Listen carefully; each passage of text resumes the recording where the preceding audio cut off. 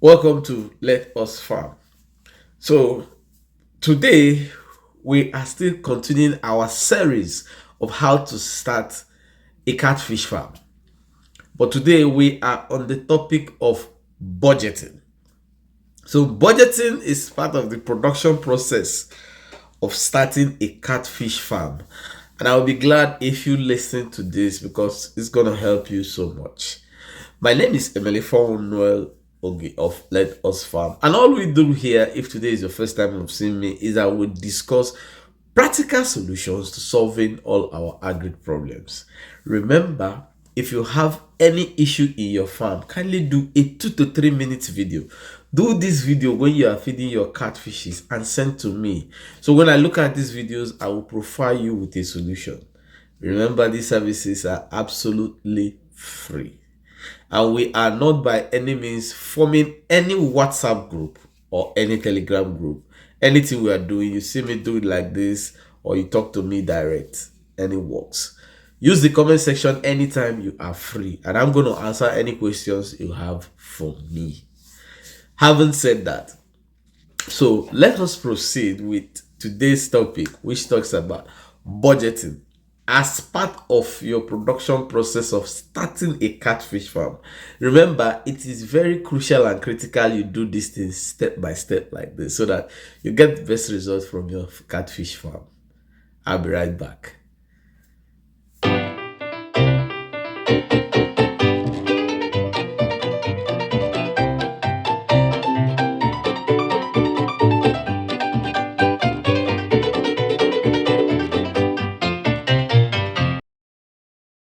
Welcome back. So now we're talking about budgeting. Budgeting simply means you considering how much you want to spend for your catfish farm.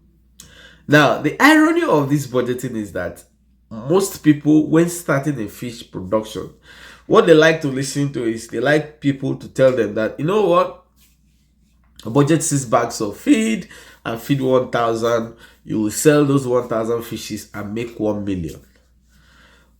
But the problem is this: whenever you think you are deceiving people, or whenever you want to deceive people, or whenever you think you are too smart, at the end of the day, that process you took will come back to haunt you. There is always a due diligence, a due process in anything you would do. You see, any company that you see today that survives, the reason why they survive is that they did visibility and they did it on a very sincere and best level.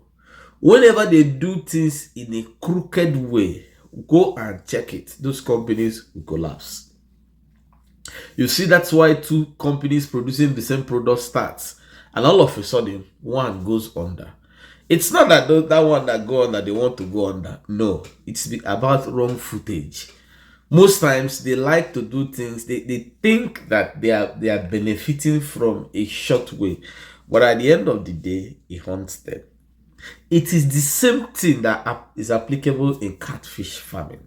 But just as some people take catfish farming as, it's not a serious business, I just put money and make money, you deceive yourself. It doesn't work that way. So in budgeting of catfish, there are some key paramount things in budgeting. One is, there's no way you want to budget about catfish production without knowing what is your weight target. This must go hand in hand. In fact, if you consider, after considering your pond, your quantity and everything, the next thing you are supposed to do is budgeting. And when it comes to budgeting, you're supposed to budget based on your weight of output. What this simply means is very simple. If, for instance, I'm producing 100 catfishes, and like many people will always ask me, please, I want to produce fish for 3 months. What will they eat? This is not the best approach. It is a very wrong approach. Why do I say this? If you get everything right and you want to budget, what you budget for is a budget that, you know what, I want to produce a fish of 1 kg each. So if I'm doing 100 and my target on 100 is 1 kg, Now I will now say, okay, you know what? How many bags of feed will be able to produce 1 kg fish for me? Now, if you are a practicing farmer, you will now have idea that yes, I can actually achieve 1 kg if because this if matters most. If you have very good pond spacing, good management, quality feed, and you're feeding very well, then if all these ifs are there, you discover that as somebody who has experience, you can say, okay, you know what, I want to produce 1,000 fishes. When will this, if these conditions are there, that's when you now say, you know what, I'll be able to achieve it between 3.5 and 4.5 months to produce 1 kg. Remember, I said if, and if any of these ifs is not there, it means that your production time may be delayed. The reason why I decided to spell these things out like this is so that we don't jump, because most of us, we are too good with jumping. Some people watching this video now will not want to listen to everything. They'll just pick up one point and then run. Then you discover that when you now make mistake and come back to get to the next point, you've wasted time. Just relax and try to understand step by step. Anyone you miss, use the comment section. I will reply you. Go and check. I have been doing that. So now, if these conditions are right, so like I said, what you always need to consider is your output. That is what is going to guide your budgeting. For instance, if you are now saying that you want to produce for 1 kg weight, it is this 1 kg weight that you will now use to consider your feeding capacity.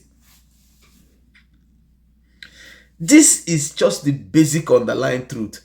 It is not naturally how long the fish stays in the water that determines how they eat. No.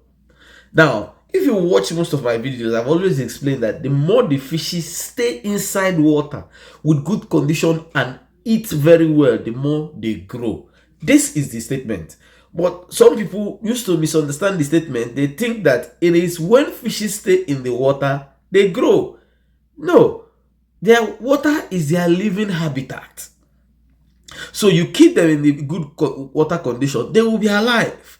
But the issue about growth weight based will not be determinant on what they eat.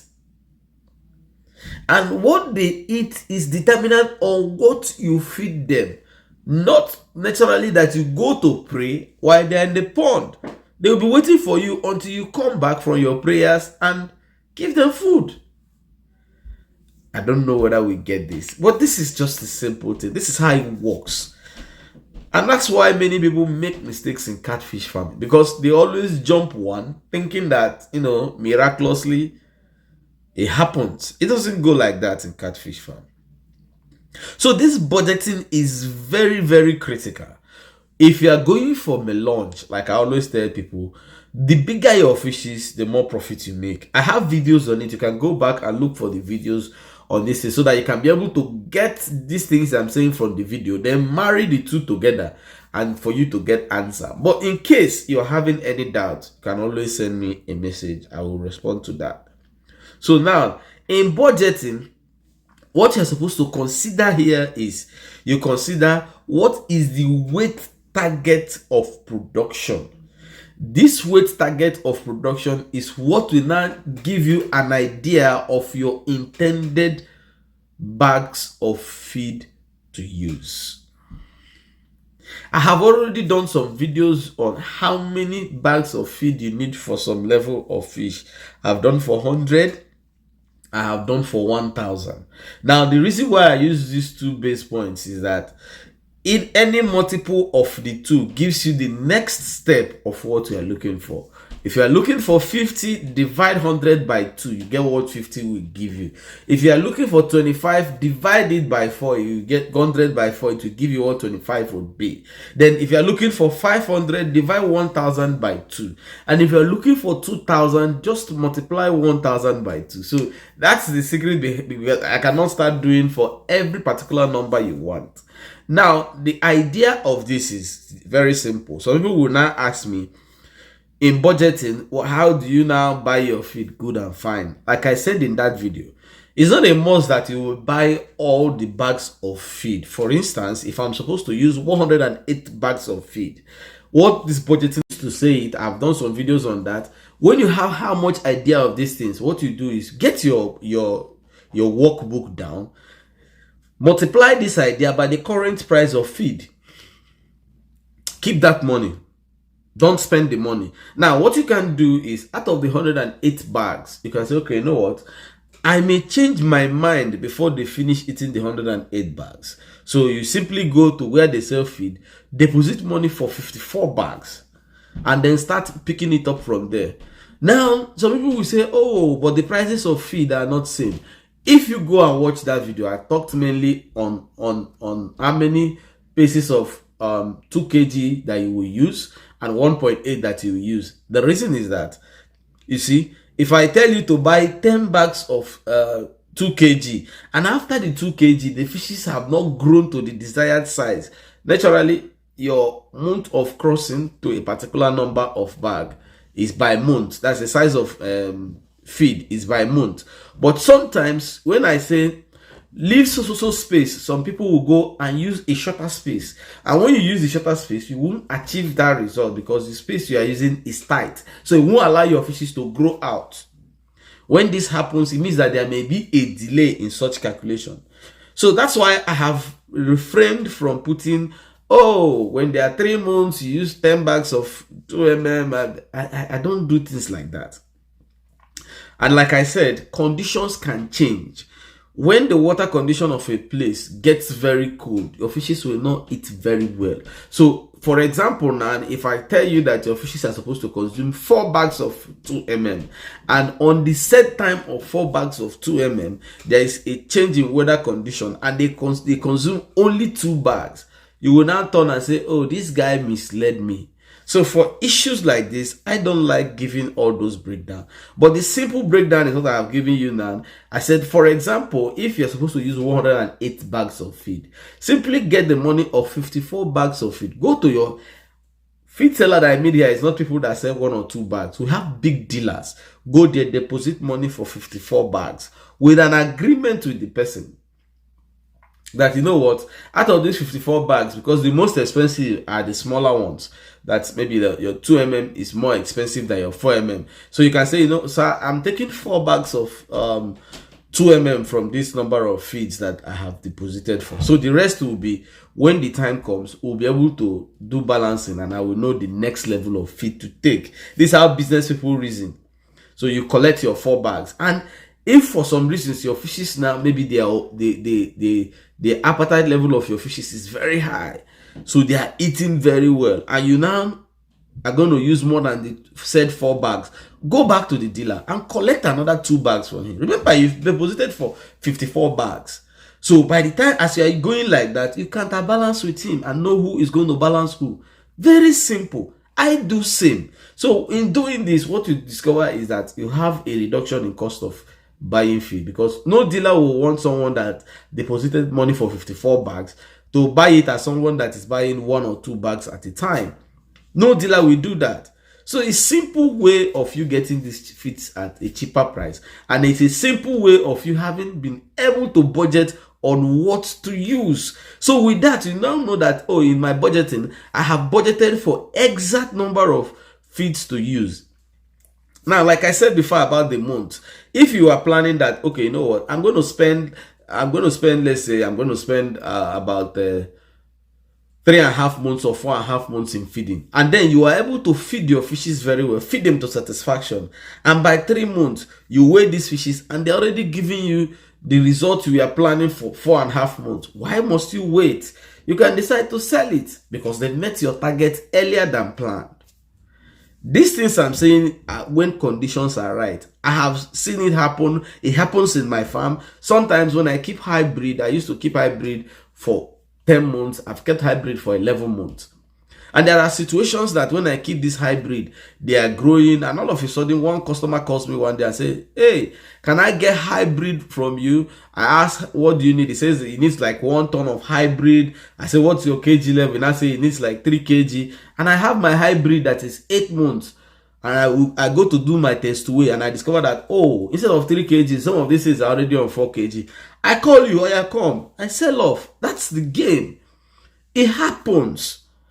And you can keep your clearance catfish, and you are planning that your clearance catfish you will sell at 6 months. Your target is that by then you'll be getting your 2 kg, and all of a sudden at 5.5 months you do a crossway, and you are now seeing that you're already making this thing. You can decide to sell it, or even sell all those ones that are of that level, and then maybe like 5 or 10% remaining, leave them for the remaining 2 weeks. That doesn't change the fact that you have budgeted very well and you're doing it very well. I don't know if we are clear with some points I have given us, but this is all about budgeting. So like I said, after you have considered your pond and everything, the next step is budgeting, which is a very key factor in doing this. So after budgeting, the next step to take is stocking. I will see you on our next episode on when we talk about stocking. Remember, all we're talking about is how to start a successful catfish farm. I can bet you, if you do all I have told you from beginning to now until the end, and you make mistake, there is no way you will make mistake. But if you make mistake, I bet you maybe this time around the village people decided to do it. Until I come your way next time, my name is Emily Manuel Oge of Let Us Farm. If you have any questions, kindly drop it in the comment section and I'll pick it up from there. And like I said, if you're having challenges in your farm, do a 2 to 3 minutes video. Do this video when you are feeding and send to me. When I look at these videos, I'll be able to provide you a solution. Until then, keep farming. It's a way of life.